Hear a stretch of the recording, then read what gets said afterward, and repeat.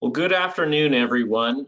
My name is Josh Hunsinger. I'm the Placer County Agricultural Commissioner and Sealer of Weights and Measures, and I'm excited to be with you all today. We have not done one of these study sessions or preparation sessions in a number of years, and I've gotten a lot of positive feedback on the past presentations we did, and it was high time to refresh this one. And so welcome you all this afternoon. A couple housekeeping items that I'm going to cover, and then I'm going to turn it over to our panelists for the presentation. So first of all, I want you to let you know that the three people that will be presenting today are myself as the commissioner or CACASA representative, Hiram Eastman, who's our California Department of Food and Agriculture CACASA liaison. So the commissioners all work with Hiram on a probably daily basis to make sure we're working well with CDFA. And then likewise, Hiram's counterpart at DPR, our DPR CACASA liaison, is Joey Marotti. And so Hiram and Joey are the two folks who will be on every oral exam panel interview that you will participate on in the future, and along with typically at least one ag commissioner and sealer as well. And so we wanted to give you kind of a flavor of the overall mix of who would be on that panel as part of this presentation. Couple things, like I mentioned, for housekeeping. First of all, I am recording this presentation, and so we will be posting it to the CACASA YouTube site. And so it'll probably be sometime next week before I get to it, but it will be put up on YouTube just like the other ones are. So I've gotten some questions about that. Next, all the attendees are muted. So we're not going to do any kind of verbal question and answer session. You should, on the side of your screen, you have a little control panel, and one of the drop downs is questions.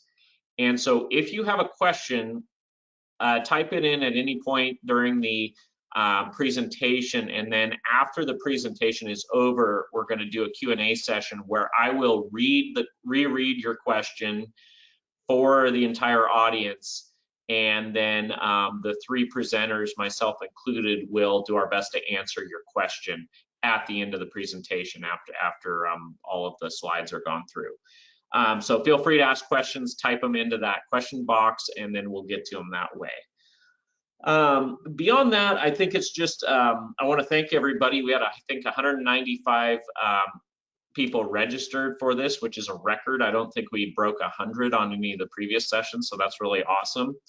And really applaud everybody for your interest in this. I think it's really important that our system, our ag commissioner system, I'm a huge believer in it, and I think it's really important that the more people we have taking exams and licensed and qualified, the more robust our overall system is, so that when those jobs do become available, we have qualified candidates who can fill them. So I'm really excited to see your interest in this.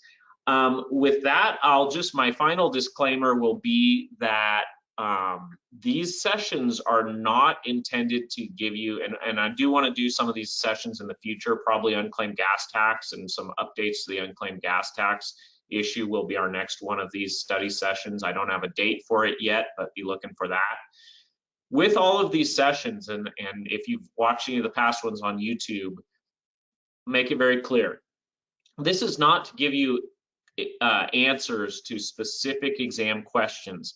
This is to give you general knowledge that as you move up through our ag commissioner and sealer system, you need to know this stuff, regardless of whether you're a deputy or a commissioner or just involved in our system. This is good general knowledge that you should have as part of your overall skill set, knowledge set that you have if you're going to work in our system long term. So we will give you things that will definitely help you prepare for and study for these exams, but we're not giving you specific answers. We're giving you general information that you need to know regardless of whether you're taking an exam or not. So with that being said, I am going to turn this presentation over to Joey and Hiram. And like I said, type in your questions and I'll get to them at the end of the presentation. Hope you enjoy. Okay, perfect. Thank you, Josh. This is Hiram Eastman, as Josh alluded to. I'm the CDFA County State Liaison, and I'm also excited to be here today. Just to piggyback on one thing that Josh mentioned before we get going, as throughout the presentation, as your questions arise and you're typing them into the box, feel free to cite the slide number where your question came from. That could be helpful to us as we respond to questions at the very end. So having said that, I'm going to go ahead and begin the presentation.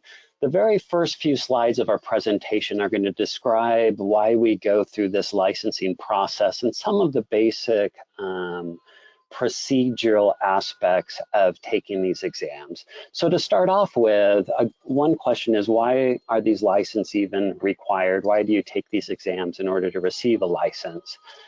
First of all, the California Food and Agricultural Code and the Business and Profession Code mandate that candidates who want to become either commissioners or deputy commissioners or sealers or deputy sealers shall be, their qualifications shall be reviewed and examined.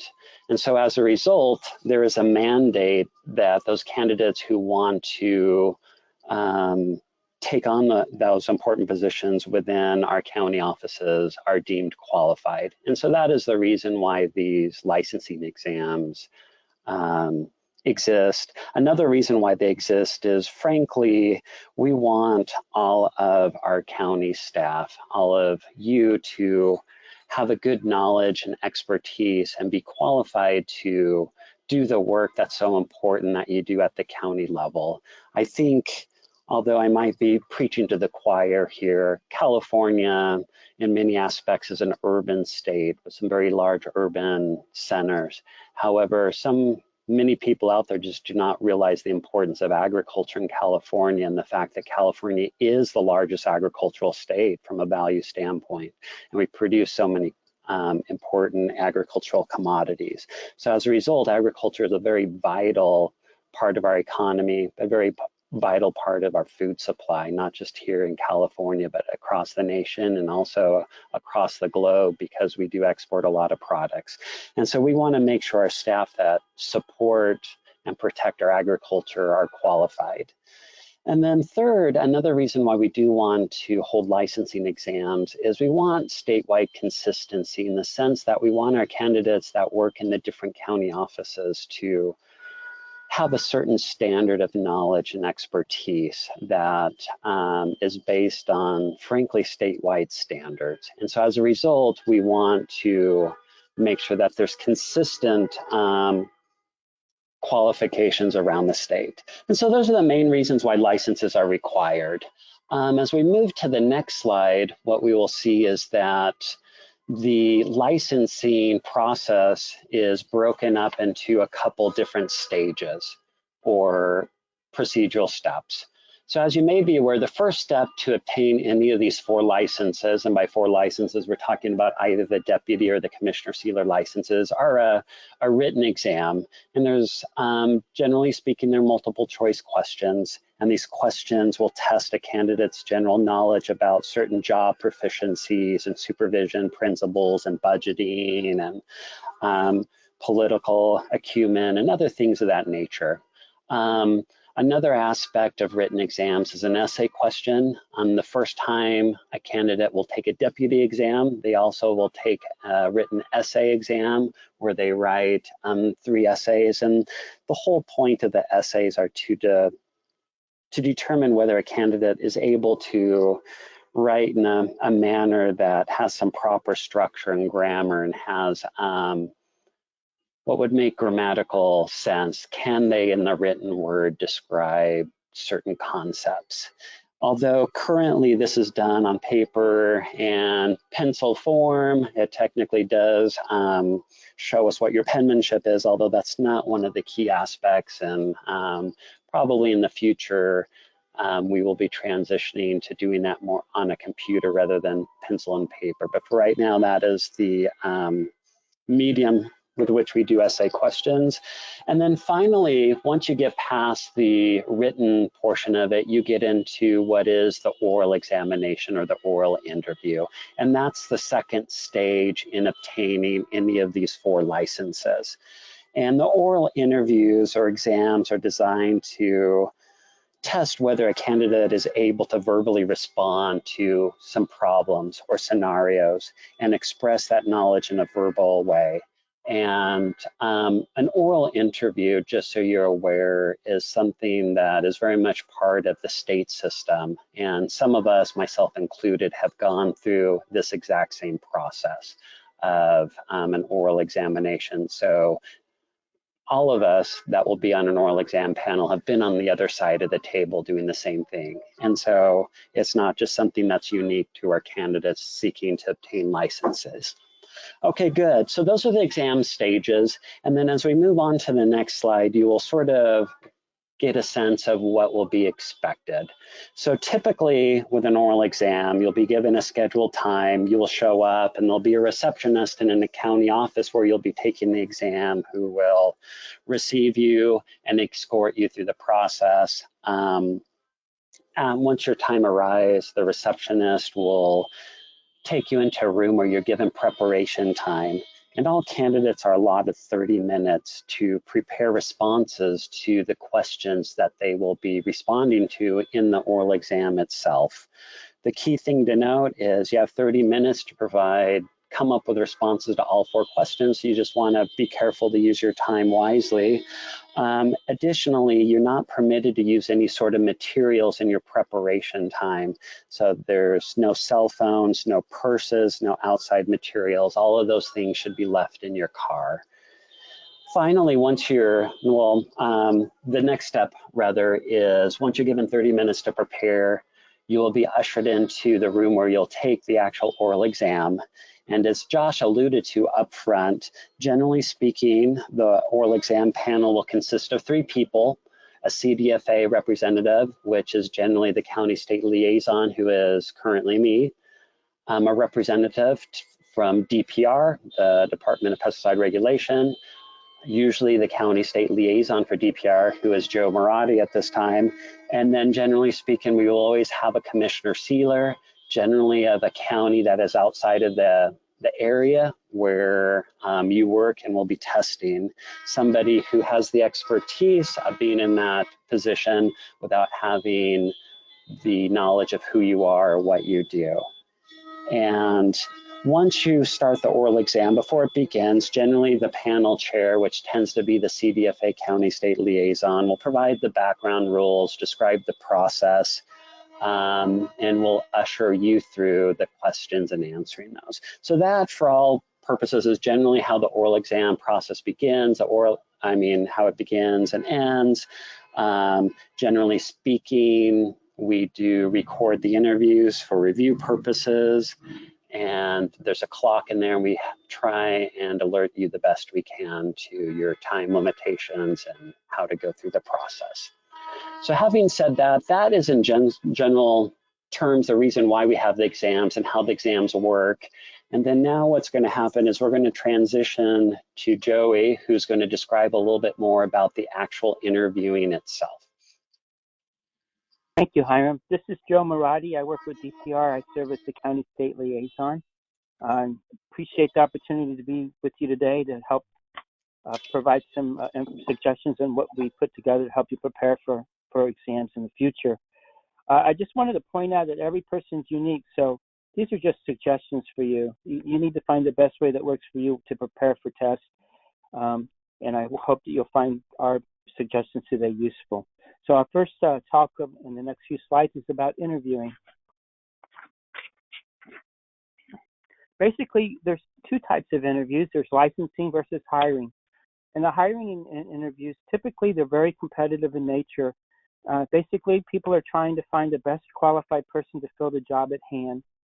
The emphasis is really in those interviews are for qualities and needs of the program or the position they're trying to fill.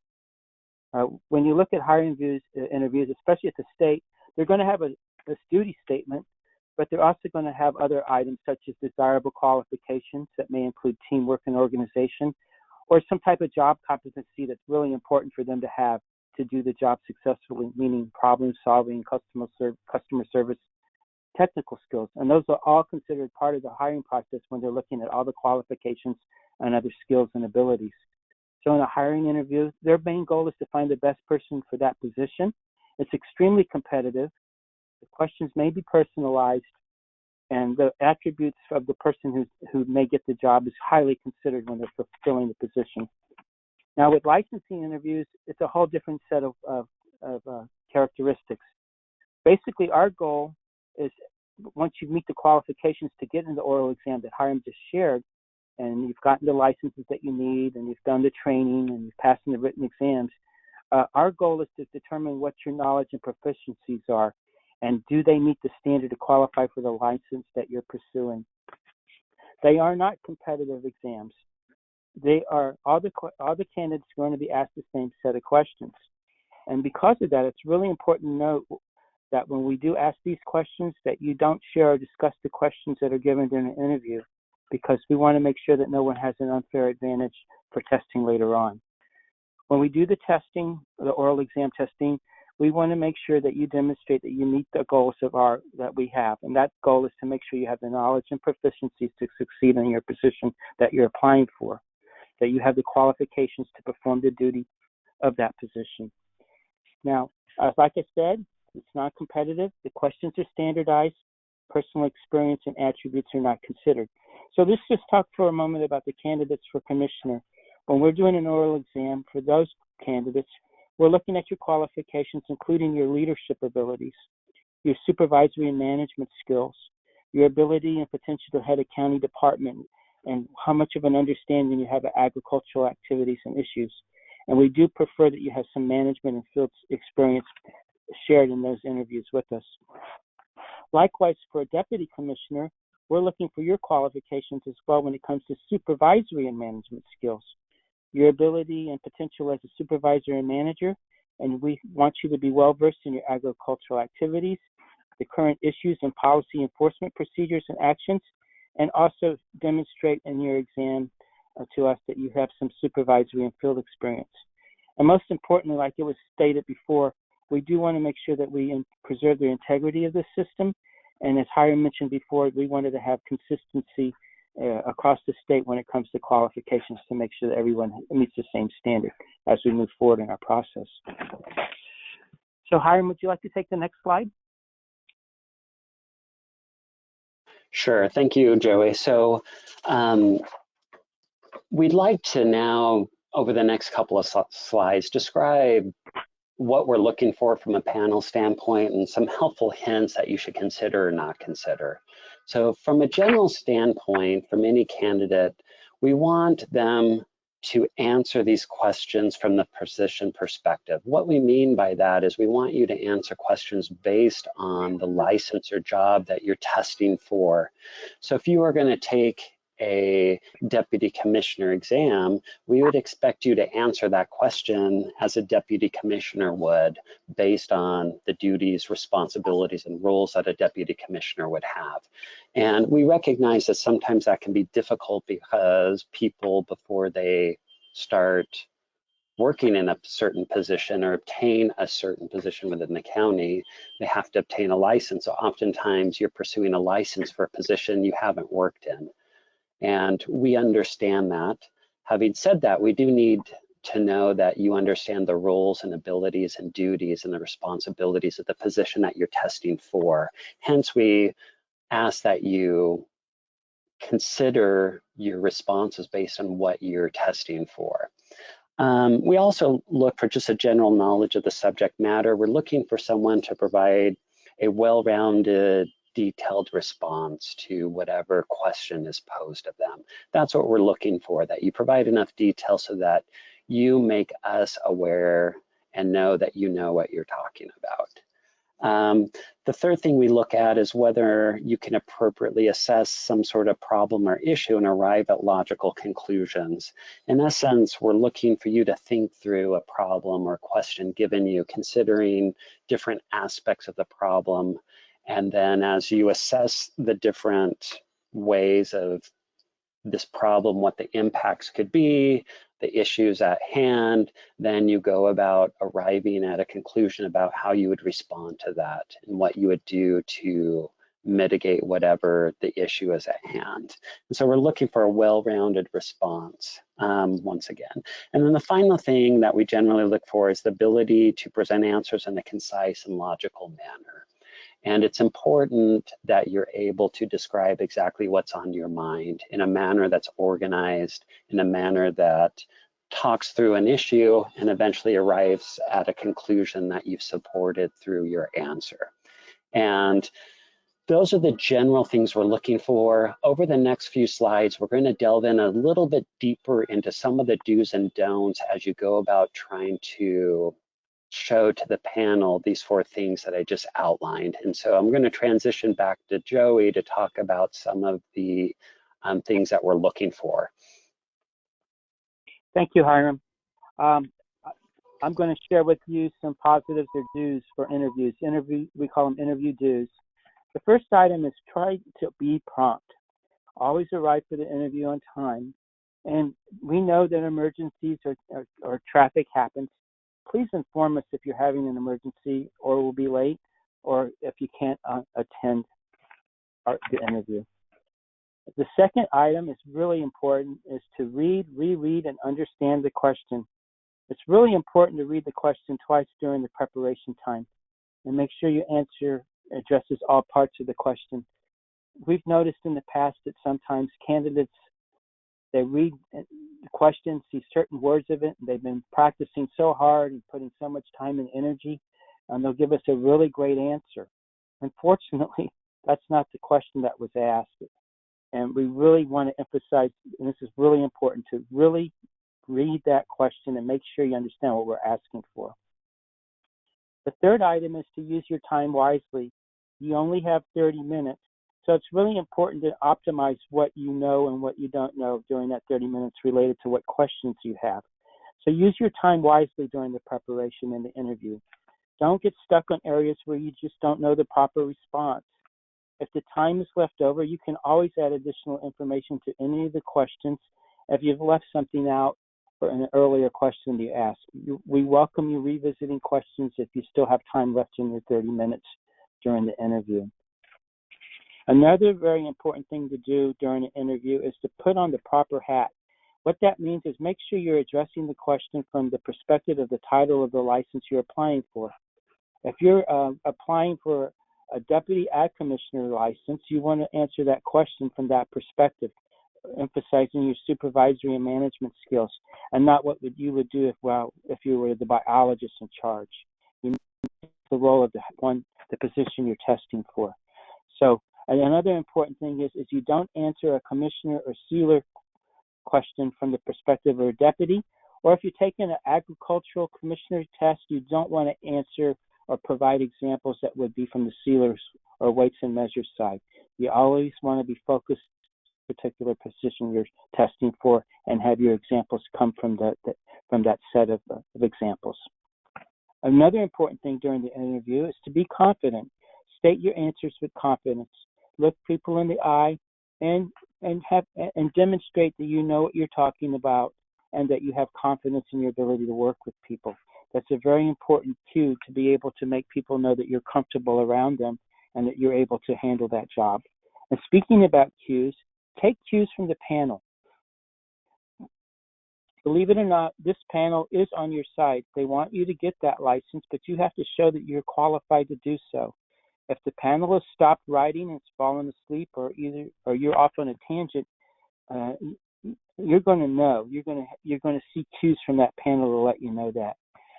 Also, if you're real close, the panel may ask a few probing questions to get something out of you that you presented, but we will not lead you in any direction. You have to open the door for us to ask a question. So try to give as much information as you can.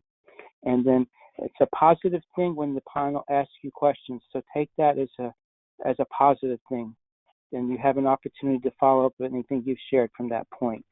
The other thing we like to ask you to do is to always give it your best shot. It's really all you can do is answer the best as you can. You may know more than you think you do, and if we really would like to hear all you have to do, have the information you have to share about a particular question. And the last thing, when it comes to your answers, they should always reflect current laws, regulations, policies, and ordinances. So you need to make sure that you're aware of what those are. And it's really important to keep up with relevant information that can be provided to you through our reports and other web pages. So Hiram, back to you. Okay, great. So Joey just went through some things that you should do. On this next slide, I'm going to describe some things that you should not do. So the first thing has to do with just rambling on. Previously, on the previous slide, we mentioned that we want you to be concise and to the point. It's important to describe details, but it's important also to be organized in your thought process and the way you answer questions. I think sometimes people feel like they need to fill time, or sometimes they feel that if they throw enough stuff out or enough spaghetti against the wall, eventually something will stick.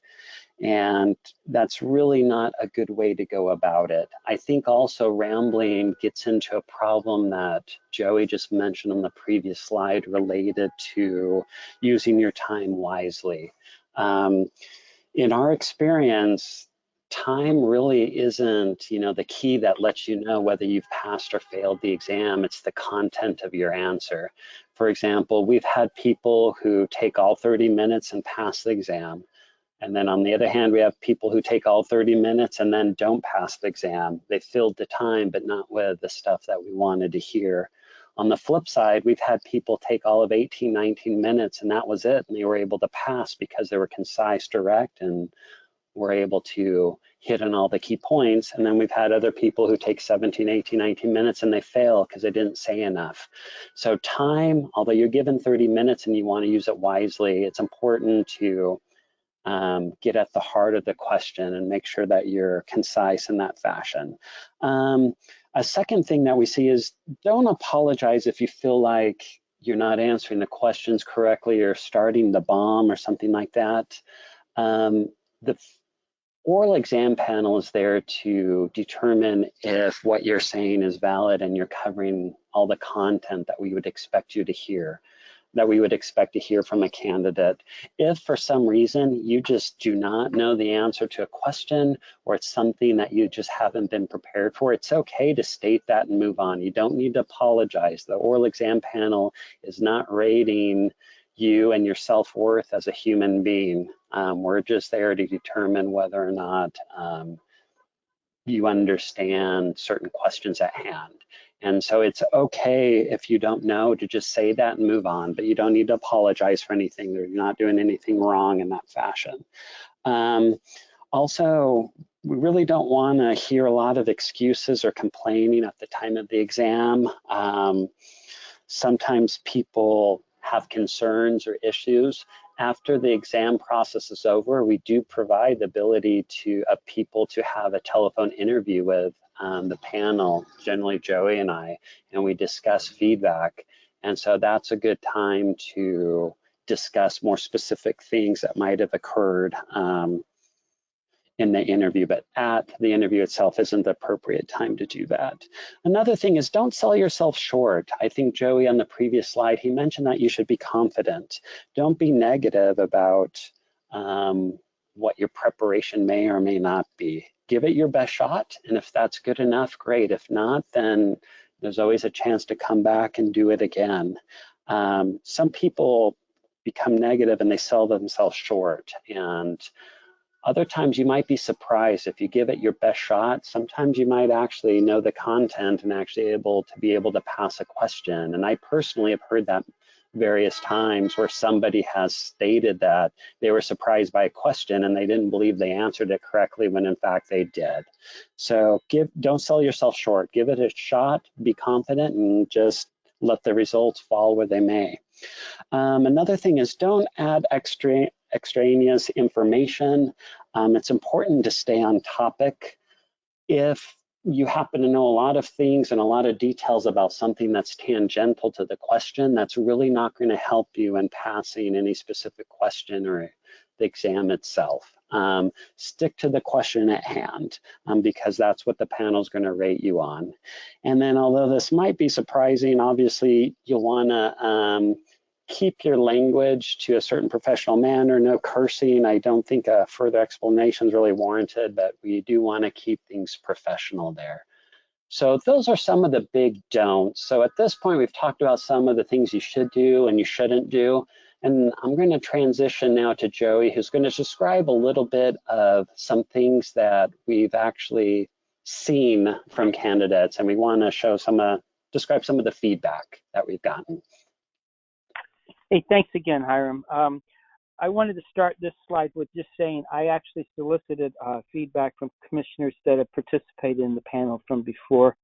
And I'd like to just share a few thoughts before I go into my next set of slides that have different aspects. The first one is just about the opening itself. A few thoughts on how people can be successful in the oral exam. And some of these things you've probably heard, but I don't think it hurts to hear them again. It's always important to demonstrate confidence in the initial presentation, meaning the oral presentation, because it sets a good tone for the panel and for the rest of the exam. It's normal and understandable that applicants will be nervous. Nerves will easily be outweighed with confidence and good answers. Another important thing is to make eye contact with each of the panelists.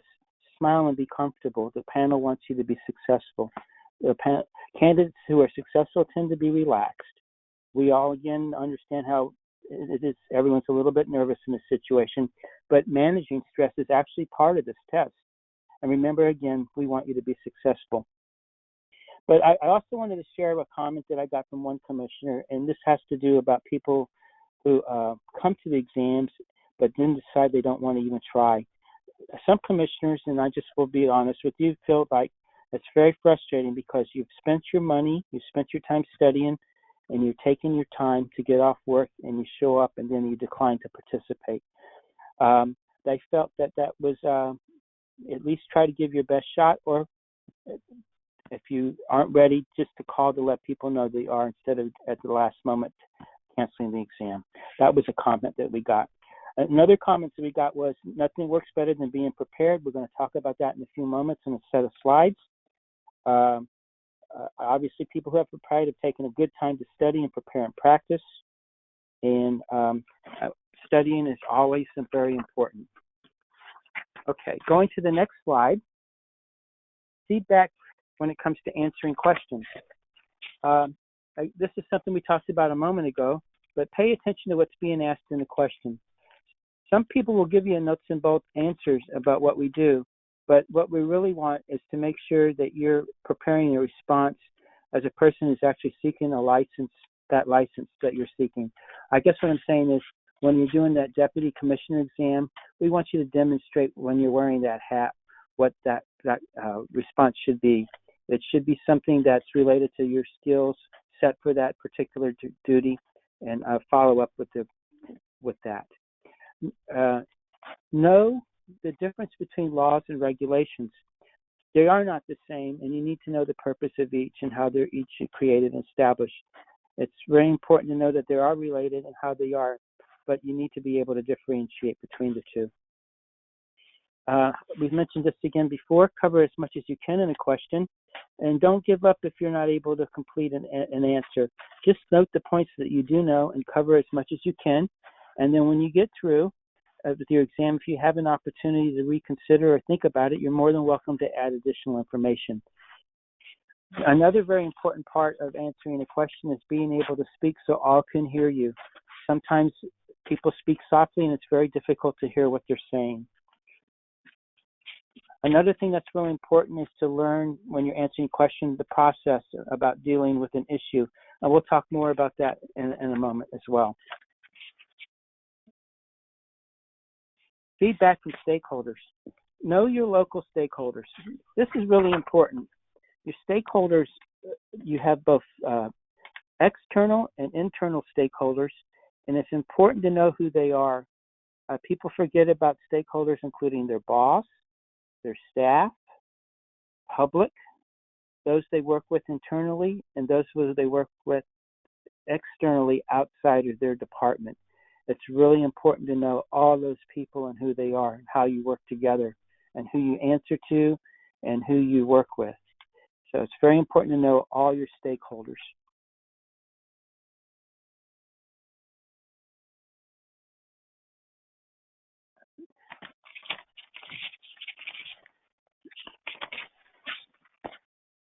Let's see. Remember, this is a state exam. What that means by that, sometimes if you work in a county that may not have a program, you may be asked about that particular program, even though it doesn't exist in your county. It's very important to know all the programs that the state has when it comes to either CDFA or DPR or any other organization that you're associated with, to be able to be prepared to answer a question. And again, you probably heard this for the third time now, but wear the hat for the position you're testing. It's very important, and you should answer your questions that demonstrate that you're part of a team, that you organize the team, or you're supervising a team, or you're managing a team, and what all the roles of that team is to produce a product that will take care of the question that is at hand.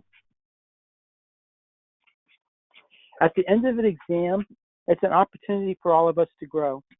You may pass or you may fail. Either way, we're here to provide you feedback to assist you as you grow in your career. We look forward to meeting with you on the phone or any other on the phone to discuss what was the highlights, what we thought you did well, what we suggest you may want to work on if you need to work on something, and to provide some type of feedback on your performance for that day. We're not going to be there to tell you what the answer to the question is, but to basically tell you or share with you what we saw from that particular interview, what was strong and what was weak, and what we can do to improve, or what we wanted to say, well done. It's a very important for your professional development to also start preparing as soon as possible for the next test. These are career opportunities, and they're built upon the steps that you have in your career. So part of this is to make sure that you work with with what you've done and try to see what you need to work on and improve. And also, I wanted to emphasize it's really important to build on these tests over time. And don't be discouraged. We're here to help you. And you may not pass the test, but that doesn't mean you failed the test. It means that you're going to build on your future. So I'd like to move on to the next step with Hiram. Great, thank you. Hiram? So, yep, I'm here. So the next number of slides, we'd like to talk a little bit about preparing for these exams, and then things that you should know or study for. So to start off, a little bit about preparation is there's a lot to prepare for, and we get that. And so here are a couple of things that we think you should focus on that tend to be big aspects, big important aspects of the oral exam process. So the first thing is you should practice public speaking. Every oral exam starts off with an oral presentation, and it's important that you have the ability to speak in front of people. And unfortunately, the only way to do that is to actually speak in front of people.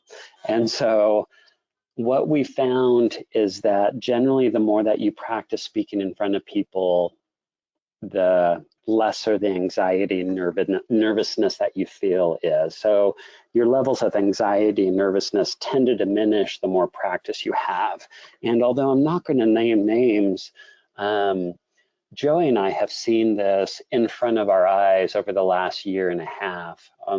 We've had one candidate over the last 3 oral exam cycles who has progressively gotten better in terms of being able to speak. The first couple of oral exams that this candidate took, the candidate could barely speak and get any words out, and it was very difficult. And then over the course of a few different times, this candidate was able to come back and pass. And the reason the candidate passed obviously was due to practice. And you can tell, I think anybody can tell when someone has practiced and studied and prepared well, because their answers are very concise, organized, well-spoken, has the content that you would expect to see. So practice public speaking. Also, you should realize that a lot of the things that you need to learn, not just for our oral exams, are important for your daily work as you start progressing in your career and start promoting into some of these positions that you're trying to obtain licenses for. And your best preparation comes over time as you learn and grow and you look into obtaining knowledge in different areas to progress in your career versus just trying to cram as much into your head in a short period of time before your oral exam. And later on, I'm going to specifically ask that Josh touch on this exact topic. I think he has an interesting perspective on the things that you study for when you take oral exams and how those apply to your career once you ascend to the top of that department as the actual agricultural commissioner sealer in your county. So I'm going to specifically ask that he discuss this at the very end. The next thing that you need to do is get out of your comfort zone. Most of us have a very specific job we do. However, in our oral exams, we're expecting that you're going to have a broad knowledge of a lot of different topics and even some programmatic areas that you might not have worked in. So it's very crucial that you rub shoulders with colleagues or other people in other counties that do some of this work that you may not do. That's the way that you'll be able to obtain knowledge of certain functions that you might not be currently engaged in. Make sure that you stay current on what's happening within agriculture in general and within our weights and measures and pesticide use enforcement programs throughout the state. Make sure you're aware of major news items and major developments, as sometimes those have a way of sneaking into framing some of the questions you may get in an oral exam. Another thing is make sure you have a good understanding of the big picture. This has been stated before. This is an exam to give you a license that's good statewide. As a result, it's important to understand topics that go beyond sometimes the boundaries of your own county. So keep that in mind. And then the last thing is you need to know the why about different things. Oftentimes when we study a topic, we learn what something is and how we do it and when it might be done, but we don't always understand why. It's important to understand the impacts of the work we do and the programs we work in. And sometimes a good way to understand why we do something is to ask yourself the question, if this program went away, what would happen? And that is generally the why that we do things, is to avoid negative impacts of something that doesn't exist. So that might be a good way to do that. And so when it comes to preparing yourself, oftentimes we give general considerations and general advice that I think is very good. Some of those things involve find study partners, whether they're within your county or outside of it. Try and leverage the different counties in your area. That can be helpful.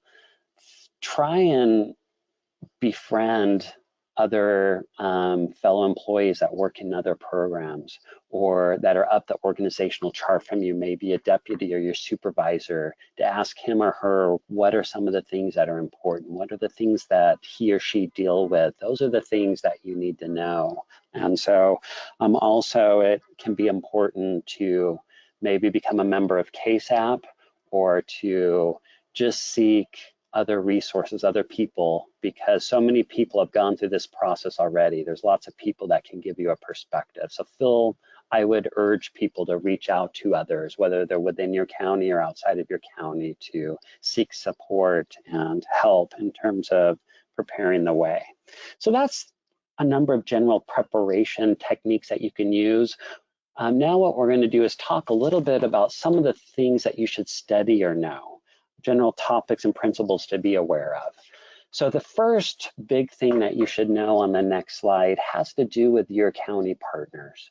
The California Department of Food and Agriculture and the California Department of Pesticide Regulation and your county offices form a partnership where we work in programs of joint responsibility.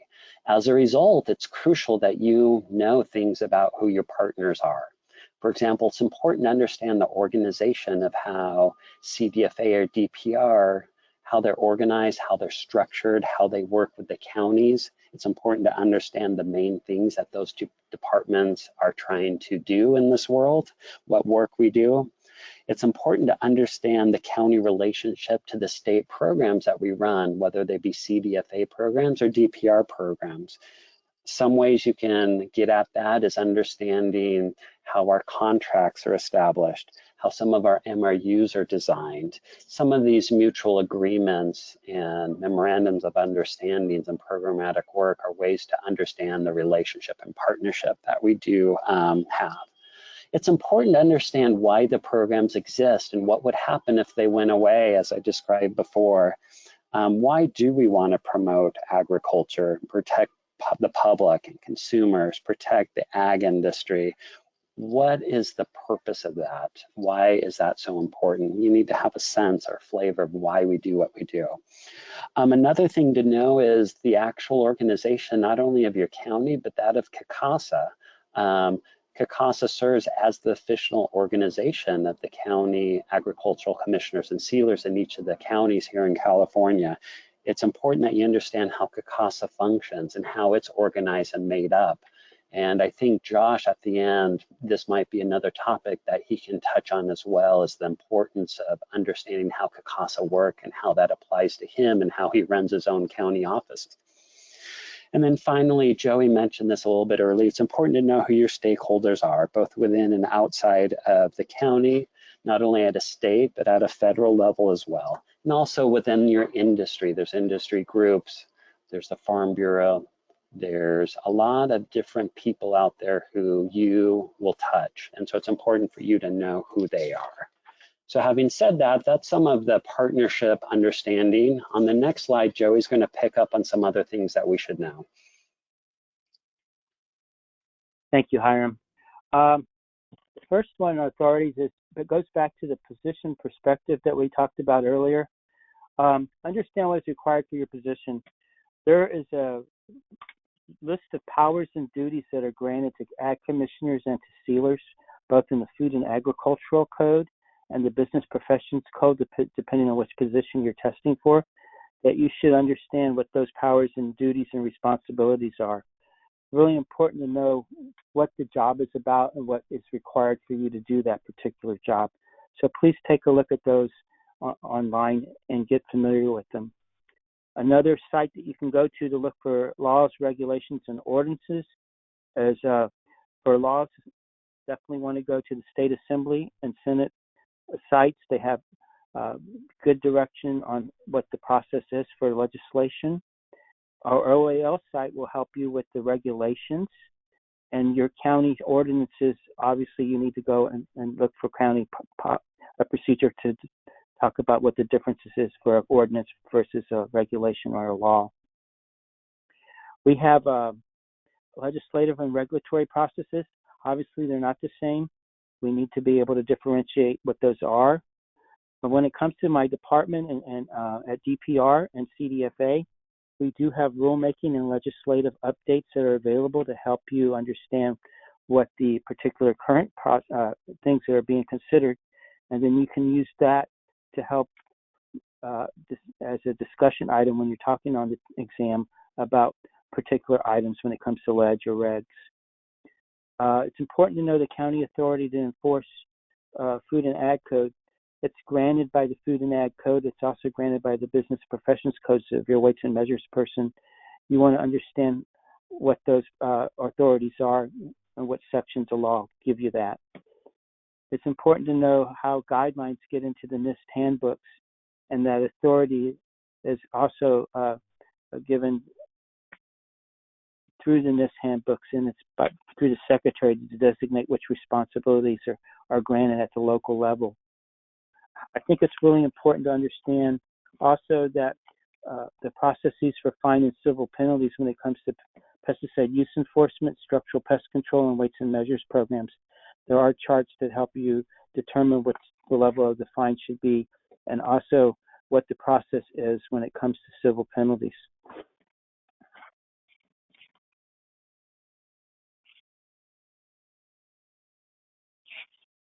So where does the money come from? this is basically resources for your programs and our programs in the state. Whoops, sorry about that.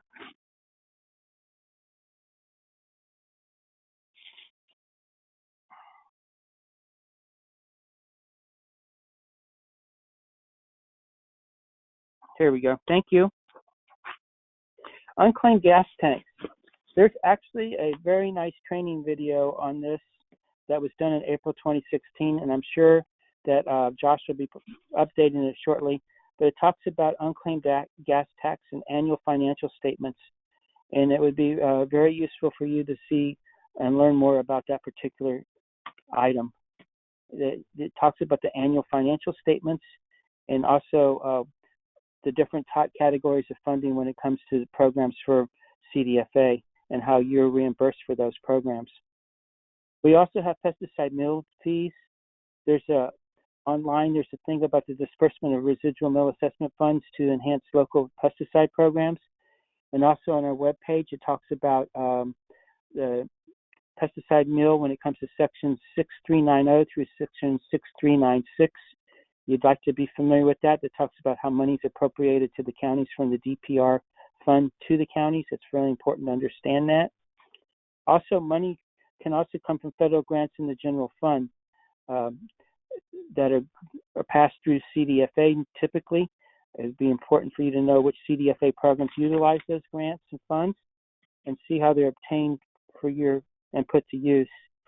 The state also has general fund. Mainly a lot of the CDFA programs do receive some funds. Others are from industry. It's important to know which funds go towards those state programs as well. When it comes to fees, how do the counties get fees? How are they authorized to charge fees? What do counties do in the process to obtain those fees? You should look and see what is available through your county resources, and also when it comes to contracts with the state, sometimes fees are passed through, sometimes the fees are given to you. And when it comes to the general fund for your county, it's important to know what that fund is and what programs it supports, how it's tied in. And then a very big item is state and county contracts. We have a lot of contracts with you to provide funding for your programs. And when it comes to all this, it's really important when you talk about resources to know how it impacts your program if you don't have it, or what you need to do to collect more money if it's not covering enough. Or another thing that's important when it comes to money is how it's reported back to a particular organization. It's really important to know which ways you have to report and whether it's done by contract or through grants or whatever. It's important to know which programs have state and county contracts. It's important to know how you can get a contract through the state process with working with your board. It's also important to know those particular county, state, federal funds and the general funds and what is required to arrange for those funds through your organization. Hiram? Okay, perfect. So a few other things that you should have some understanding about is the role that a commissioner, sealer, or a deputy would have in terms of carrying out programs. And within carrying out their programs, there's going to be certain things that inevitably are going to come up that are important. It's important to understand general investigatory techniques. If you have to go investigate some sort of issue, what are the steps you would take to do that in order to investigate how you come up with some sort of conclusion, how you react to it. You need to understand general budgeting and how a budget works within a program and within your county. It's important to understand how to handle personnel and people and how you work through certain specific issues that you might confront as someone who supervises people.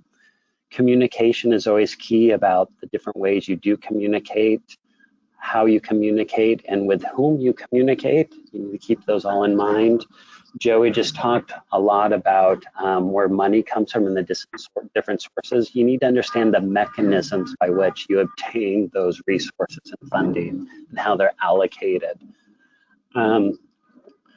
Other things of importance are just general planning within a program and how that the different things that you have to have forethought into running a program. And then how do you problem solve when you're confronted with an issue or concern? How do you go about addressing that and dealing with it? And so those are general topics that you should know, not only from a standpoint of being able to run a program in your actual job, but in terms of answering specific questions that you might be confronted with. And so there's a lot of things that you need to study. As you progress to the next slide, I think a couple of the web pages that are of the most importance to you are found right there in slide 22. The first two web pages go to not only CDFA, but DPR. There you're going to find a lot of information about how the programs are structured, what they do, different things. So go and study the organization and structure and programmatic work of your state partners. And then also the third link goes to the county liaison webpage. There are some study guides and reading materials. There's also links to other things. They'll give you some topics and some general understanding of these issues. Ultimately, although those are study references that you can obtain there, the one thing that I would also mention and kind of reiterate from a previous slide is, besides studying there, look internally to your own county. There's other people who have gone through this process. The people up the organizational chart from you, deputies, the Commissioner Sealer, him or herself, have gone through this, have very intimate knowledge of a lot of these topics that we're talking about. And so utilize also within your county the people that have gone through this before you, because they can provide you good insight in how you should study, what you should study, and some of the details of these topics. And then from there, I think what we'd like to do over the next few slides as we finish our presentation is we just like to address a few of the different types of questions that you might be given as you take an oral exam. So the first type of question is an oral presentation, where you will actually stand up and do sort of a mock presentation as if you're giving a presentation to a group of people, and the oral exam panel will serve as the audience. It's important for you to give a presentation that assumes that your audience doesn't have any knowledge of the topic at hand. It's important to organize your presentation with some sort of clear introduction, middle, and conclusion. And your introduction and conclusion doesn't have to be extremely long or fancy. Sometimes you can restate the question at hand, but it's just important to introduce yourself, explain what you're going to talk about within the body of the oral presentation in an organized fashion. Hit all the key points of the things that you're being asked to speak about, and then wrap it up with some sort of conclusionary statement. Feel free to assume the role in role play. Sometimes that can be uncomfortable for people, but the oral exam panel knows exactly what you're doing and the reason why you're doing this, and so we will view it in that fashion. So there's no need to feel nervous or feel like you're doing something kind of silly and goofy, because we understand what you're doing. So feel free to role play and assume the role of the situation that the oral exam is presenting to you. And then it's always important to introduce yourself at the beginning and then ask for questions at the end.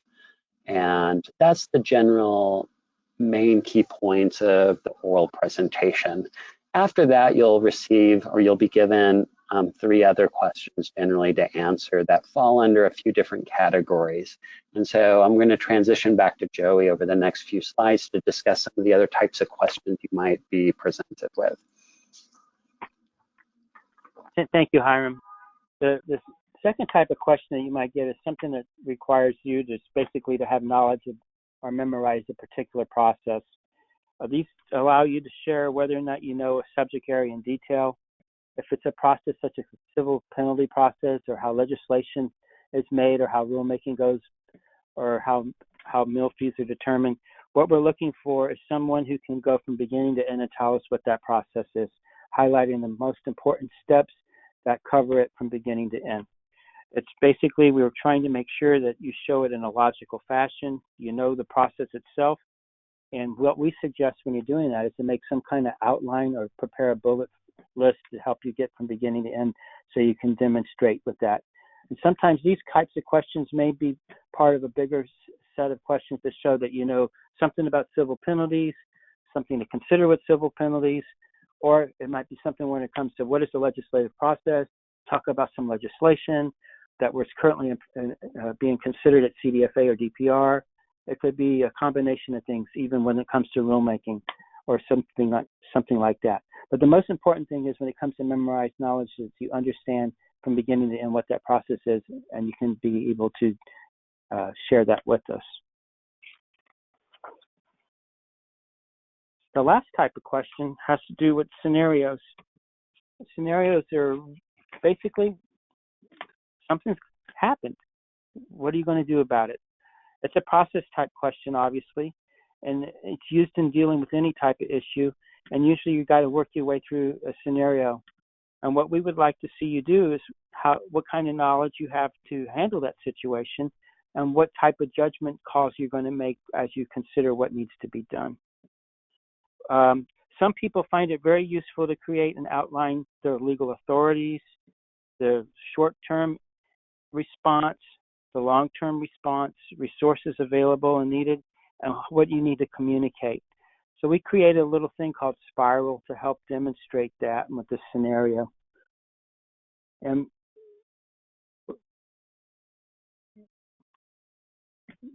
what we came up with in Spiral is 6 things. Stakeholders. We shared about that earlier slide. So for each scenario, you want to consider who's impacted, which stakeholders are impacted, and what are you going to do to help them out or to take care of it. The next thing is putting out the fire. What your immediate actions are going to be. How are you going to react to stop this situation so it doesn't get worse? Impacts. Again, that goes back to what we shared earlier. What we need to do to determine, this is the why, the why thing. Why do we need to put this out? We talked about that earlier. Why is it important for you to address it? What happens if you don't? And then we talked just a moment ago about resources. Think about the resources that you have at hand. Think about the resources you don't have at hand. Think about what you need to put out that fire and whether or not you need to add things. And if that's the case, you may have to work with some of your colleagues or your department or your fellow agencies to figure out what's going on to make that happen. And that's where you need to know your processes when it comes to resources and how to go about getting them. Now, when it comes to authorities, what is your response to that? We shared a long list of authorities that are given to you. You need to know what that particular situation is, whether it's a pest detection issue or something else, what your authority is and what you need to do to address it and what you need to do to correct it. And then the last part of this is the long-term solution or success. How are you going to improve the situation or correct from this from ever happening again? And what did you learn from this that you can make it or mitigate it in the future?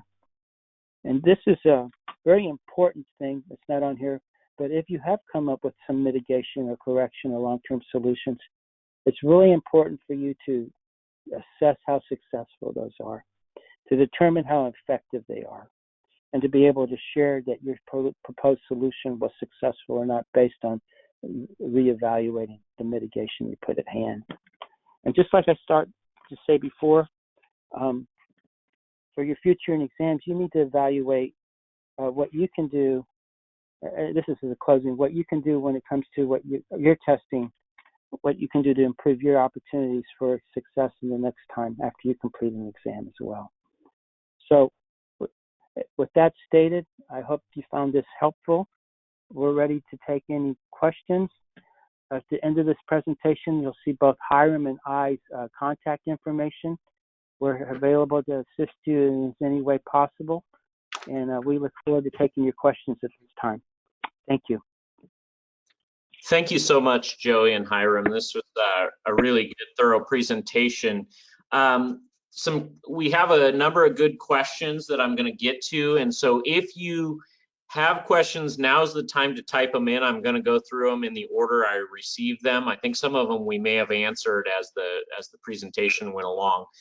But I'd like to re-highlight or reiterate a few of the things that Joey and Hiram mentioned that really stuck out to me just really quickly while people are typing in their questions. So first and foremost, I think something that's really important to emphasize is we as a panel are rooting for you.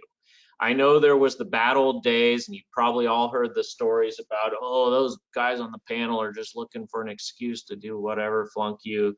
That's not true. That's just flat out false. And we're actually really excited to pass you, and it makes our day when somebody's like, man, you know, Joe Smith just knocked it out of the park. And there's nothing better for us as a panel to watch you just nail every one of the questions and do a really good job. So want to say that.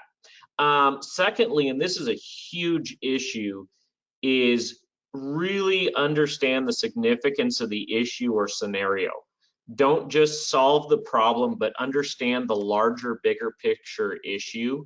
I think Hiram described it as know the why. Like, why is this a big deal? The example I'll give, the first time I took a deputy exam, I failed it miserably. And the big, you know, and this kind of goes to the remember what exam you're taking and what level you're taking that exam at. I had a question about, you know, hey, what do you do? You're a deputy and you just, you know, your county just found a med fly. What do you do? And I answered it really well as an inspector. I told them all about the trapping protocol and how many traps to put out and what a delimitation looked like. Did a great job on that. But I didn't talk about the financial impacts and the staffing impacts and who I needed to talk to and inform. Like, do you think maybe if we found a med fly, I should probably let my ag commissioner and CDFA know? That might be a good idea. I didn't mention those kinds of big picture things. And so really understand the full significance. If you've got some kind of HR or personnel issue, what are all the ramifications of that? It's not just tell us what progressive discipline is, but what's the overall big picture if you've got an HR or personnel issue, for instance. Another one that was mentioned and is really important is ask for feedback. That's the best way, especially if you don't pass, but even if you do, I think it was Joey that mentioned that's a huge learning opportunity for you to get that feedback and say, hey, you did really well on this stuff and we really like the way you did that, or you were a little light on details over there, and that'll help you learn for next time. Don't be discouraged. As I mentioned, I failed my first 2 deputy exams before I got one, and I was really pretty bummed out about it and like, oh, this process is baloney. Then once I figured out what I was doing wrong, suddenly I started passing exams. It wasn't the exam, it was me not doing it right. And you know, once I figured that out, I started passing some exams. So don't get discouraged. Here's a big one, and I know some of the questions I received relate to this. Get out of your area of expertise. You might be the king of all pesticide use enforcement, but you've never done a gas station in your life. And it's going to be hard for you to pass your deputy sealer and your sealer exams if you've never gotten out and done weights and measures, or vice versa. If you're the weights and measures guy and you've never worked on pest detection or pest exclusion or whatever, that's tough. And you know, each county structure is different. And I know here in Placer County, I deliberately try to get my employees a variety of different experiences so that they can, you know, be more robust in their job knowledge in general and be a better inspector. But then also, as they prepare for these exams, they have a broader range of experience. Not every county, especially the bigger ones, are not always able to do that. And so you might need to take some different steps. You might need to volunteer for things. I was a PUE guy. I was never assigned a gas pump in my whole career. And yet I recognized that was an important part of our, you know, and I'm using gas pump as kind of generic for weights and measures devices. I recognize that as a big deal for me to need to know how to do weights and measures devices. And so I volunteered and I said, hey, take me along with you when you've got some kind of difficult or challenging or complex weights and measures device so that I can learn. That wasn't something I was assigned to do. I checked with my supervisor and said, hey, I have time next week. Can I do a little bit of that? And they encouraged me to do it, but I volunteered. It wasn't something I was assigned to do. Worst case scenario, take some time off. This is a big thing. And once you get this license, you have it forever. So do what it takes. be the person who doesn't say, oh, poor me, I am not assigned to that, so I don't know it very well. Go get the knowledge you need, however you need to do that. And that also, guess what? Your deputies and your commissioner or sealers are going to look at that guy, look at you and say, man, that person has some leadership qualities and they're really a go-getter, and that's going to stand out to them as well. I think one of the examples that Hiram and Joey were alluding to that they wanted me to talk about was some of the things that you, especially if you're an inspector, may not really grasp the significance of, and therefore it's kind of hard to study. I'll give you an example, and that's the CACASA structure. As an inspector, I thought it was kind of dumb that I needed to know the CACASA structure. I said, what am I ever going to use that for? I don't need to know what this PRAC committee is, or this LNR committee, or this whatever committee. I don't need to know what those are. What am I ever going to do with that information? And as I became a commissioner 8 or 9 years ago and have started working in CACASA, and now I'm the president-elect of CACASA, going to be the president in a couple months here. It's kind of funny that I had that perspective, because those committees, you as, especially those of you who are taking deputy exams, the thing that the deputies are really important for, among many other functions, is identifying those issues that are going on in the field and translating that and pushing it up to CACASA so that the different CACASA committees can address those. An example I'd give is our dog teams, and we have a really good dog team program with really good funding at the federal level to support our dog teams. That's a result of CACASA's legislative committee working with CACASA as a whole and our pest prevention committee working together to go back to Washington, D.C. and work with USDA and secure that funding. And so that's a direct result of CACASA committees working together and securing a very significant amount of funding for California dog teams. So that's just one example I'd give you. Sometimes in the position you're in, you got to think ahead and say, you know what, this doesn't make any sense to me that I need to know this information right now, but they're asking it, so there must be some reason for it. Be someone who reads a lot. I think Ag Alert is something everybody should be reading every month. It's not, you know, it comes from the Farm Bureau perspective, not the CACASA perspective, but it's a great weekly synopsis of what the hot topics in agriculture are. There's lots of other publications like that. That's just one example. When you're taking these exams, the deputy versus commissioner, understand the significance of the difference in answering something as a deputy versus answering something as a commissioner.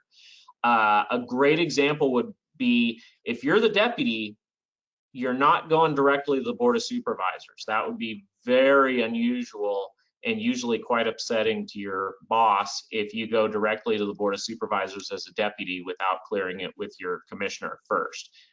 Generally speaking, that's totally inappropriate for a deputy answer to say, well, I'd go to the Board of Supervisors and tell them what's up. That's one example of where, as an ag commissioner, very much that's part of your repertoire. As a deputy, absolutely not. So be cognizant of those types of roles and how they're different from each other. Another thing that I don't think Joey and Hiram mentioned, but I want to mention, is be prepared for some multi-part questions. I don't know if Joey and Hiram, if you want to chime in on that multi-part question, but there are fairly frequently times when the question will have like 2 or 3, like an ABC, you know, part A is this, part B is that, part C is that. And, you know, don't be caught off guard if it's a multi-part. Yes, it's one question and it counts as 25% of your exam, but it may have 2 or 3 parts to it. So be prepared for that. And then lastly, before I get into the Q&A here, I want to mention that I will try to send out a PDF of this PowerPoint presentation to you who participated, or I may just send it out to the ag commissioners, and then that you guys can share it with your staffs. Just I know that's a request that I often get as well. So let me get to the questions. I'm going to take them in the order, and Joey and Hiram, if you want to unmute as well, and we can go through these one by one. First question is, and I think I can answer this one, and like I said, Joey and Hiram, you chime in too. Will the interview panel know which questions were asked in the essay portion of the written exam? The short answer to that question is no. All the panel really knows when you're sitting there across the table is that you passed it, period. Nothing else is taken into account from the written exam carrying over to the oral exam. Anything else to add there, Hiram? Yeah, Josh, this is Hiram, so let me just jump in there. So when it comes to the essay questions, usually the county state liaison, who would be me, I know what questions were asked in the cycles, and sometimes Joey does as well because we interact in terms of the grading of those. But usually the Commissioner Sealer on the oral exam panel won't have any knowledge of that, of the actual essay question itself. When I see a candidate at the oral examination, that basically tells me that they were successful in their written exams to get to that point. That's all I would ever know. I have no idea otherwise. All right, so the next question is slide 6 and I'm going to go to slide 6 real quick here. With the broad spectrum of topics within our industry, how would you recommend we best educate ourselves for what deputies and agricultural commissioners face on a daily basis? I'll start. This is a very challenging field, and I know you wear 19 hats, and it goes back to basically learning what you can about each of the hats that you have to wear. I would definitely focus on what you need to do for your job first, but then I would take the opportunity to see what those other hats are based on the duties and responsibilities you have for the position you're going for, and try to gain the knowledge that's necessary to be successful there, and includes the other programs too. Right, and this is Hiram. I would also piggyback on that.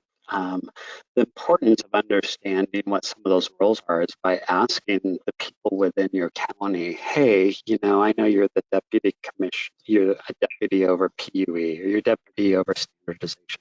What do you do? What are the things that you most are confronted by? What are the problems that confront you? You know, it's okay to, hopefully these people are approachable, but maybe occasionally you go to lunch with somebody who is a deputy to talk about what's happening and going on.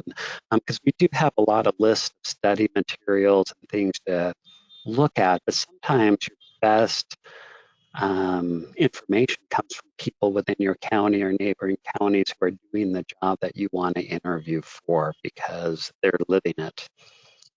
Yep, and I think that's really important, especially if a county doesn't have a program that you're working in, that someone does, to see how that works as well.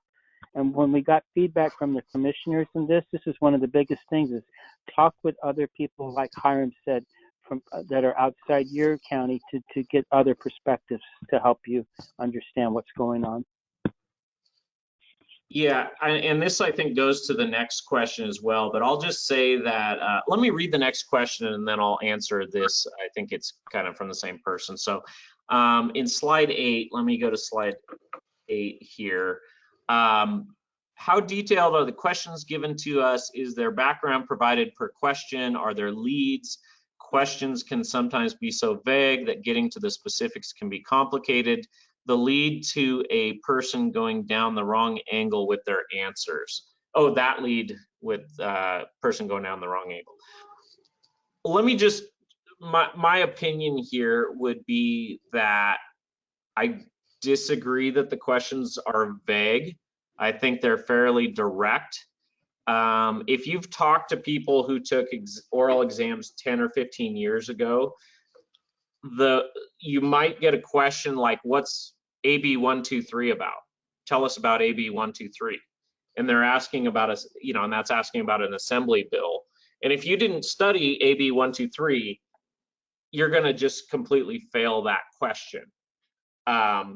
and it's like, oh, well, that was the water meter bill that talked about how, we're going to exempt water meters from being considered commercial devices. It's like you either would know that or you wouldn't, and they wouldn't give you any more detail than that. Without getting too specific, I'll just say that a more likely scenario for that type of question now would be, hey, can you please describe the legislative process? And it'd be a question about how does the legislative process work and how does CACASA interact with that legislative process? So, that's kind of, I don't know if that directly answers the question. Joey and Hiram, you want to give it a try? Yeah, this is Hiram. I would probably say two things. The first thing is when you're reading the question, very few questions that we ask are one sentence question. Almost all the questions do have some context to what is going to be asked. So when you read the question, sometimes a question will give you some background and some context of what's going on and some details, and it just says, how would you respond to this? When it says, how do you respond to that, you reread all of the background and the context to see what's there and try and hit all aspects of it. Sometimes a question will give you context to understand the topic at hand, and then the question will say, specifically describe this. And when you see something that says specifically describe this, you describe the this, and then what was in the question kind of gives you the context. But ultimately, the good thing about our current process, as Josh has alluded to, is the oral exam panel is a kinder, gentler oral exam panel than in days gone by. If you start down the wrong path, we will bring you back to the question. We'll say, you know what, let me reread this portion of the question. Or if you've given an answer that's too high level, as Joey alluded to earlier, the panel will ask questions such as, you mentioned budgets are important. Specifically describe the process of the budget and how you would go about this, or something along those lines. So sometimes if you're being too high level, we'll ask a question that will cause you to be more specific and provide more details about something. If you're totally off track, we will come back to the question and point you to a point of the question that you might be missing. And then if Josh alluded to, if there's a question with multiple parts and you've only answered part of it, we will bring you back and say, hey, you answered part A and B. Can you now describe part C to us? So that's the panel will give you cues and lead you if you're totally off track or you're not being detailed enough. So I think that the panel, we're open to doing that. That would be sort of my 2 cents on that question. The only thing I'd like to add to all that, which is spot on, is the fact that when you answer part of a question, you have to provide enough information to warrant us having follow-up. Right. The next question I really like regarding, well, they said regarding slide 9, but I'm not sure about how it relates to slide 9. Is it not a good idea to use real life examples from your current county of how certain things are handled? What do you guys think about that? Yes and no. Yeah, that's my answer too. It depends on the situation and what's being asked and how, the appropriateness of it. Yeah, and the only thing I would state there, the reason I say yes and no, is it is okay to provide an example of how you do something in your county. However, you have to be cognizant of the fact that depending on the circumstance and the nature of your county, you might not have, or you might not be operating within all aspects of a certain program within your county. For example, something like pest exclusion. There's certain counties that have dog teams, border stations in their counties, parcel inspections, and not all counties have that. So pest exclusion might be one thing to one county and something totally different to another. So if you're going to use an example from your county, that's perfectly fine. You just have to be cognizant of the fact that your county may or may not illustrate the full spectrum or the whole universe of the topic at hand. So make sure that you answer as a statewide basis, but you can use examples of your county. You just have to be careful that you give a complete answer based on a statewide perspective. So maybe I would add to that. in that Yeah. fashion, I guess.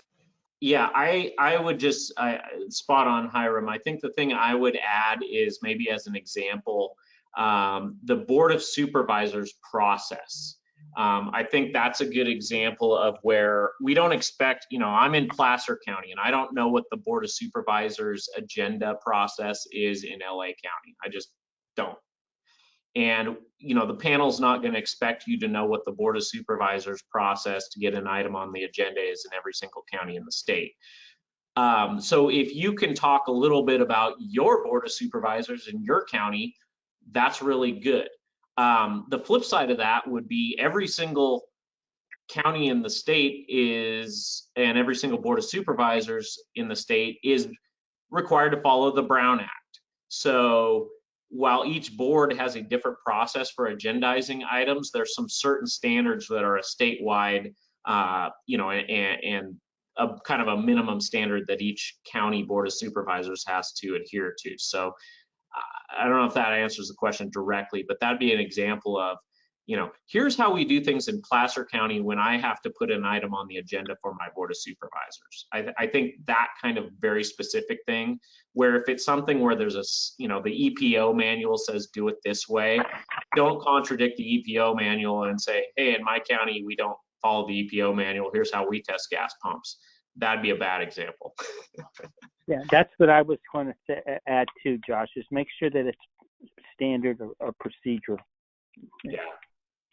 So, okay, next question. In regards to taking cues from the panel, and I think this is the most timely question we have today.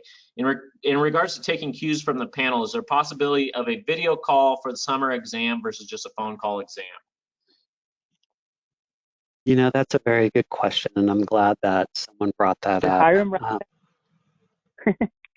What? I'm sorry, Joey, were you gonna jump No, in go there? ahead. Go ahead, Hiram.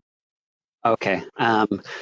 Yeah, so we're not going to be able to hold an oral exam cycle like we normally do, where there'll be an oral exam panel that will travel to a county and then different employees will congregate, or they'll all get to one county to do their oral exam. And so we have to do it in another fashion. And so we've thought about different methods such as Skype. We thought about a GoToWebinar. We've thought about Zoom. We thought about a simple phone call. And ultimately, there's some pros and cons to all of those. However, we are going to settle on a simple phone call, although we'd like to see everybody in person, frankly. The next step down could see them, I guess, seeing someone, on a little video screen. But there's a few reasons why we are going to use a phone call. And some of those have to do with the capability of every single county being able to replicate the ability to hold the exam. Not all counties have the same ability to use technology. That sounds strange to some people, but that's actually true. Another thing is we want to limit technology in the sense of errors and problems happening. We want to avoid people fumbling with the technology, or the technology working, or the Wi-Fi going down, or some other issue that can happen. So because of that, we're going to really get back to the 20th century and hold a phone call. And although that's sort of unique to this circumstance, one thing we still will be able to do very easily, and I think effectively, is something that Joey mentioned. Ultimately, this isn't a hiring interview. We're not trying to find the best person for a position. Our goal is strictly to determine whether someone understands the content of certain questions, whether they can answer with knowledge, whether they can go through a process, etc. So that's probably where we're going to go for those reasons. Although it's not completely set in stone, more than likely that is where we're going. And so there are advantages to leveraging other sort of technology besides just a phone call. There are some downsides that with regards to fairness and reliability that we have to take into consideration as well. So that's some of our thought process. Not in stone yet, but that's kind of where we're going. Joey, I don't know if you want to jump on that, if we want to move to the next question. I think that's pretty good, Hiram.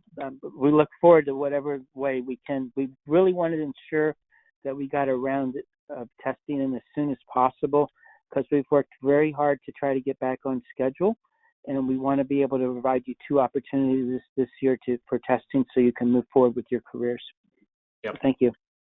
Good. Yeah, about half the rest of the questions are kind of along those lines. So I'll call out if there's anything additional.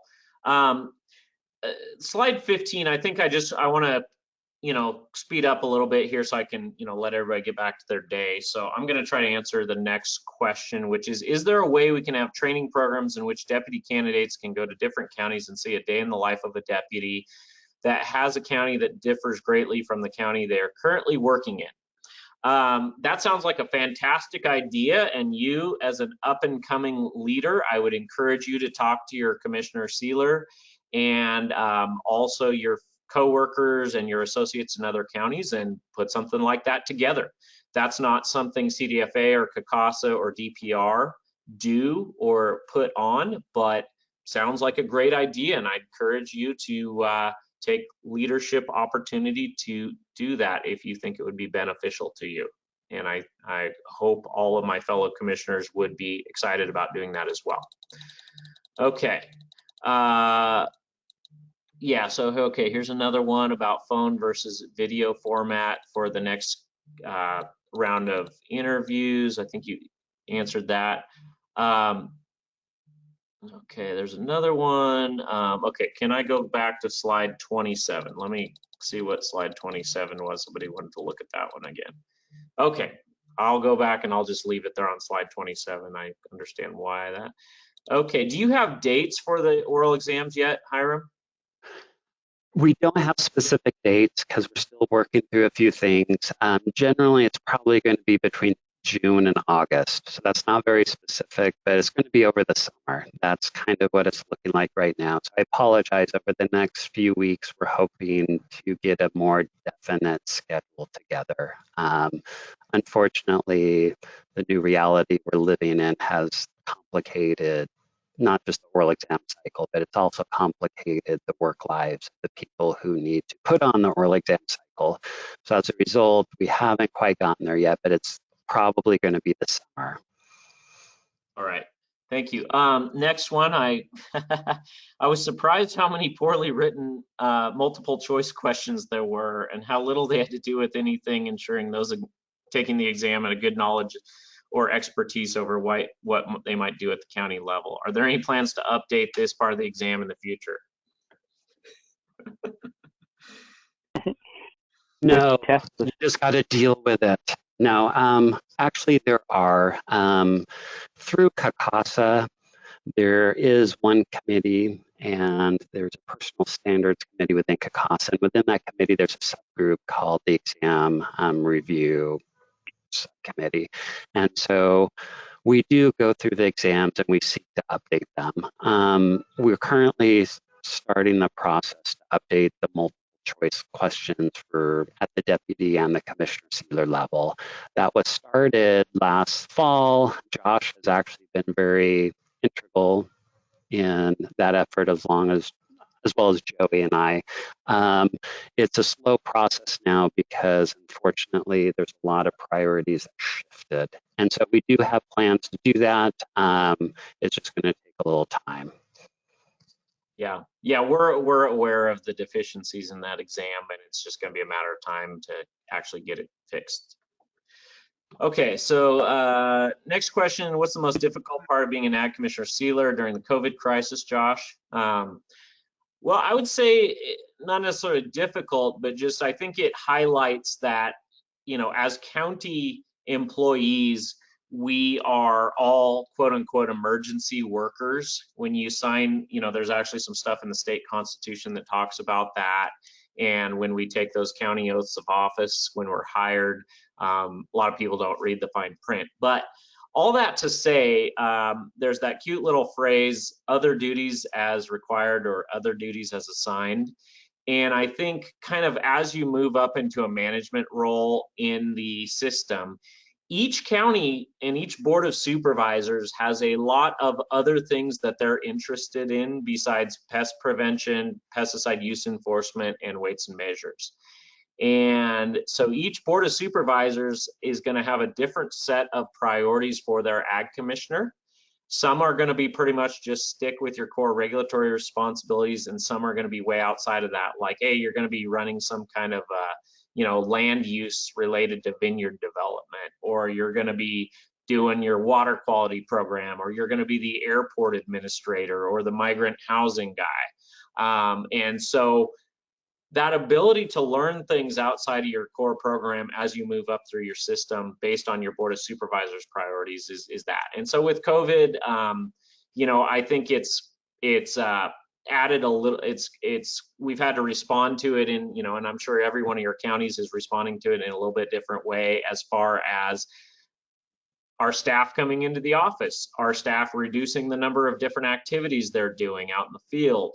Are we doing additional duties with our emergency operations center? So it's not so much of a difficult thing as just an adjustment and saying, here's what's going on right now. We're going to adapt to it and find a system that works and serves the ag community and serves the county and the citizens of the county. Okay, so next question, slide 23, last bullet point about introduce yourself and ask questions. I think that has to do with the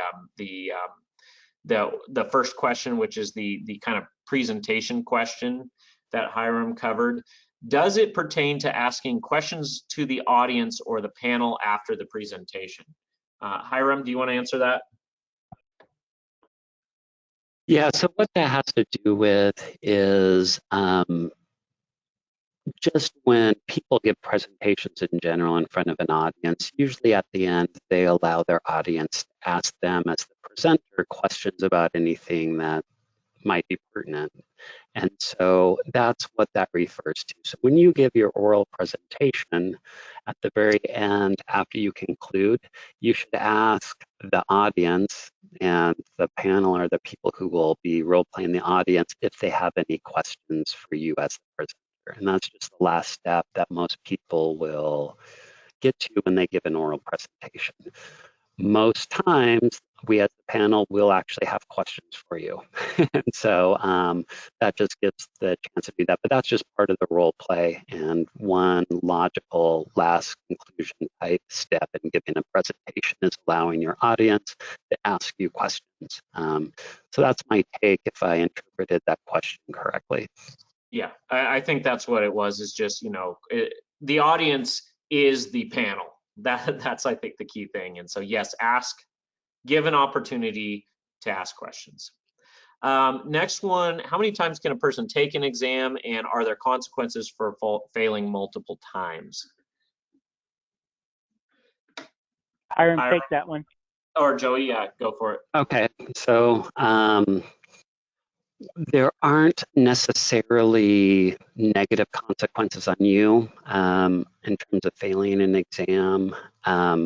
Generally speaking, we do have a policy in place where we'll give people, I think it's 5 attempts over the course of 3 years to pass an oral exam. Once you reach that point, as a way of policy, we tend to want them to go back and redo the written exam and then go back into the oral exam process. So there is a policy in place. There are some exceptions to that rule based on extenuating circumstances. But from a general sense, if you take an oral exam once or twice, and you finally pass on the 3rd time or the 4th time, there's nothing negative that gets counted against you.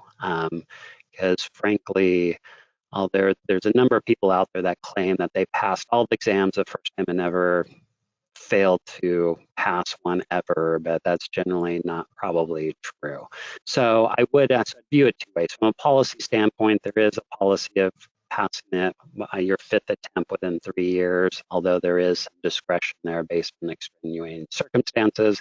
If you're asking that question from a negative point against you if you don't pass it the 1st or 2nd time, no. The important thing is that you pass, and I think lots of people in the system realize that sometimes it can take multiple times to get the flavor of what you're supposed to do in that room and how you get at it. And I think Josh's kind of his personal story of that kind of illustrates that. So that's kind of how I would view that. I don't know if Josh or Joey, if I'm missing anything there.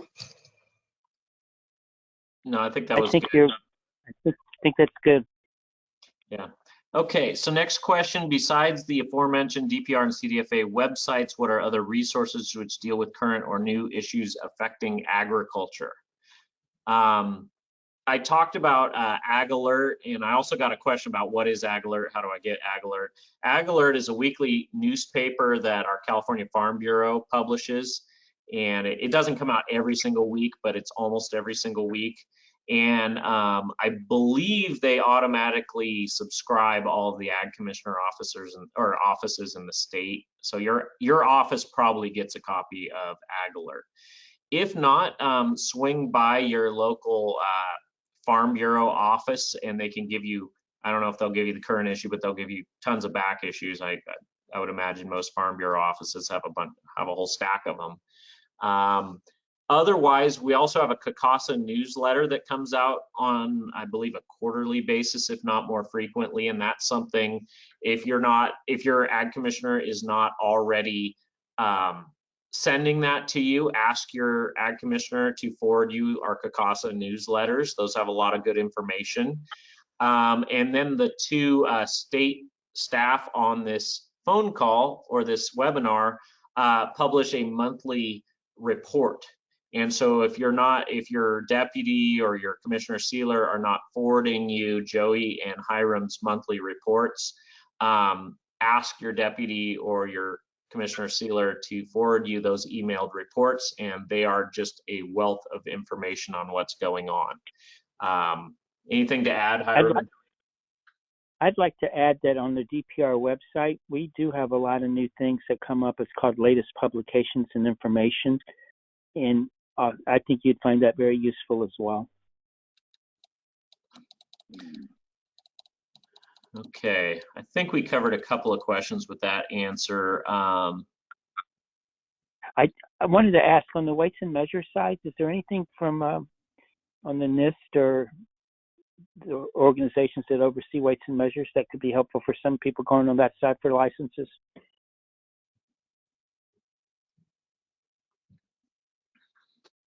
I think on our websites, there's definitely information there. I think one thing that you can also do, and you can probably get this out of some of your fellow colleagues, there's a lot of advisories and things that go out via the county notification system, and I think generally commissioner sealers and people in supervisory type roles receive that, but that can also be a good piece of information from a technical standpoint, what is actually happening out there, and there'll be advisories that deal with high level issues as well.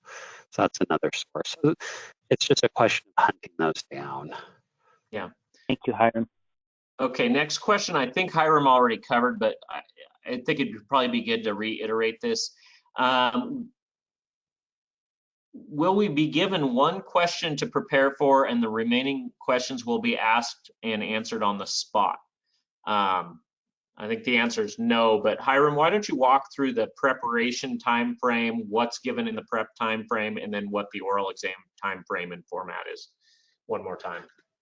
Sure. So I think what's important to know is that we currently do things one way. We do have some discretion to shake it up. So I'll describe what we've been doing and then what could happen maybe in the future. But in essence, when you show up, once your time comes up, your scheduled time to be there, the receptionist in the county where you're taking the exam will usher you into a room and give you a packet of paper. That packet will contain the first page, which is a liability confidentiality statement where you sign your life away. And then after that, there'll be 4 pages. And each of those 4 pages they'll just have a question at the top. So in essence, when you go in to prepare for your oral exam, you're going to receive 4 questions up front, and you're going to be given 30 minutes to prepare some responses to all 4 of those questions. The first question will be an oral presentation where you'll do a role-playing oral presentation, and then the next 3 will just be questions where you sit down and answer them. So you are given 30 minutes and you're given 4 questions ahead of time, and those are the same 4 questions that you will address when you go into the oral exam room and you'll give those answers to those 4 questions verbally to the oral exam panel. Having said that, occasionally we might in an oral exam cycle give you opportunity to prepare answers to maybe 3 of the questions, and sometimes we might throw in what we call a cold question, which is one where we on the spot in the oral exam room actually ask you a question and have you off the top of your head kind of describe how you would handle something.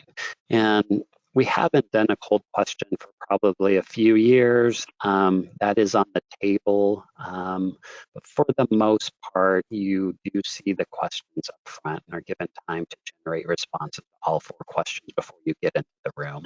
And then once you're in the room, you're given 30 minutes to provide responses to those 4 questions that you've prepared for. And that's where your time management comes in. It's essential that when you're given 30 minutes to generate responses, you allocate your time accordingly to consider all 4 questions up front. Granted, maybe there's a question that you know everything about and you take less time to think about it than some of the other questions, and that's up to you to decide how you handle those 30 minutes. In the oral exam room, you're given 30 minutes, and really it's also up to you to manage your time. We'll a little timer there, and we kind of remind you of how much time's left as we go through it, but it's up to you to manage that time wisely and to answer all 4 questions in the time allotted. So that's kind of a rundown again. I'm trying to, off the top of my head, have I missed something, Joey or Josh, that you think's crucial? I think you hit that spot on. Just if we ever do a cold question, it's basically designed to see what your ability is to respond to unexpected situations that could occur, like in a normal day-to-day task. But right now, you get all 4 questions ahead of time, and you have time to prepare, and you're given scratch paper to write your answers down on all 4 questions ahead of them being asked in the oral panel. Okay, I do want to get going here, but so a couple other things. Next one, for the presentation question, I'll just answer this one. For the presentation questions, do we need to introduce ourselves as a deputy commissioner for the role play in this scenario, or do we introduce ourselves as the current real life position? Answer all of the questions as the deputy if you're taking a deputy exam. That's the whole big deal, is don't answer anything as an inspector if you're taking a deputy exam. You need to put on the deputy hat, answer everything. As the deputy agricultural commissioner in X county, here's what I'm doing. That's the mindset. Get yourself into that mindset and physically answer the questions in that way. Is that always correct, Hiram and Joey? Yes. Okay. Next one, I was remiss. I should share that CASAP is an excellent resource for folks to prepare, and I should have mentioned that as well, that everybody should be plugged into CASAP as well, because it is an awesome resource for you as well. And okay. As far as public relations, and besides informing your commissioner, sealer, and CACASA, DPR, and CDFA, who else do you inform? I would say, for example, just really quick, if you say find a pest, like when I found Asian citrusillid, when we found Asian citrusillid in the city of Lincoln, and we're going to do treatments in the city of Lincoln, I informed my county CEO, I informed my board of supervisors, and I informed the city manager in the city of Lincoln. And I asked all of them to please tell me if they needed more information or follow up, and then when we did public meetings related to that, I passed all that information on to those same people. That would be the kind of thing you need to think about. It's all situation dependent. Hey, the odds are if you find an A-rated insect in a trap, it's gonna be inside an incorporated city. So that adds a whole nother layer of who needs to be informed. If it's getting controversial, there's a whole nother layer. Most counties have a public information officer. So if things are gonna be controversial, if you're gonna be hosting public meetings, rely on your public information officer, et cetera. So that is the end of the questions. thank you so much to everyone for participating. I hope this was valuable to you. And we will get this up on YouTube just as soon as possible. Any final words, Joey or Hiram? I would just say thank you, Josh, for being the person who actually put this all together. I know we've worked collaboratively to come up with a presentation and how we handled this, but I wanted to send you a shout out for the organizational part of it and making it happen for us. And so I thank you, and I also I appreciate everybody who's joined us today, and I look forward to seeing you in the future. Yep. Good luck. And I just wanted to say thanks also, Josh, and best luck to all of you in your future endeavors, everyone. Yep. Thanks. All right. With that, we will end the presentation. Thanks again. Thank you.